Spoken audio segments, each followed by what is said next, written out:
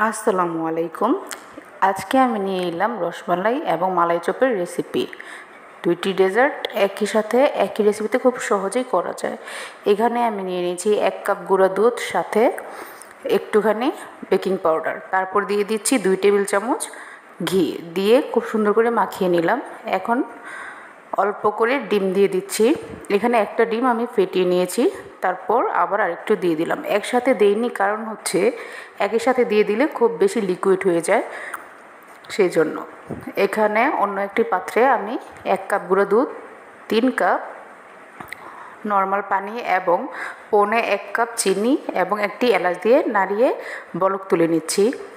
এদিকে আমার গুঁড়া দুধের ডোটা সেটিং খুব সুন্দর মতো হয়ে গেছে। এখন আমি একটু একটু করে নিয়ে 2 হাতের সাহায্যে গোল করে নিয়ে শেপ দিয়ে নেব। প্রথমে আমি দিয়ে নিচ্ছি মালাই চপের শেপ। গোল করে নিয়ে এভাবে একটু চ্যাপ্টা করে নিতে হবে। তারপর এভাবে করে আমি আরো কতগুলো বাকিগুলো করে নিচ্ছি মালাই চপের জন্য।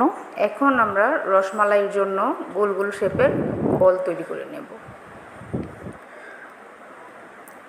একই রেসিপিতে আসলে খুব সহজেই মালাই চপ এবং রসমালাই করা যায়। ভিন্নতা যতটুকু আছে সেটা আমি শেষের দিকে বলে দেব এবং দেখিয়ে দেব। এভাবে করে আমি খুব সুন্দর করে মালাই চপের শেপগুলো করে নিয়েছি, বাকিগুলোও করে নিচ্ছি। যে মালাই চপ হয়ে গেল খুব সুন্দর মতো। একটুখানি তেল হাতে নিয়ে নিলাম, আবারও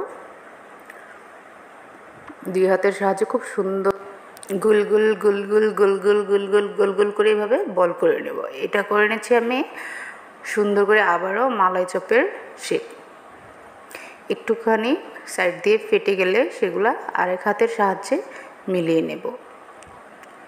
এভাবে করে আস্তে আস্তে সবগুলো মালাই চপের জন্য করে নিলাম এবং লাস্টে কয়েকটা রসমালাইয়ের জন্য গোল গোল করে করে নিলাম।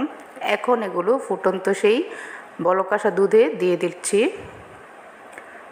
একে একে সবগুলো দিয়ে দিলাম। মালাই চপ এবং রসমালাইয়ের বলগুলো সব একই সাথে দিয়ে দিলাম। দিয়ে মিডিয়াম আঁচে চুলা রেখে বলক তুলে নেব। 10 মিনিট জাল করে নেওয়ার পরেই দ্বিগুণ হয়ে সব রান্না হয়ে যাবে। মালাই চপগুলো আলাদা রেখে দেবো অল্প একটু দুধ সহ, আর অন্যদিকে রসমালাইগুলো উঠিয়ে বাকি দুধগুলো অনেক ঘন করে নেব। তারপর রসমালাইয়ের উপরে ঢেলে দেব। তৈরি হয়ে গেল খুব সহজেই রসমালাই এবং অন্যদিকে মালাই চপ।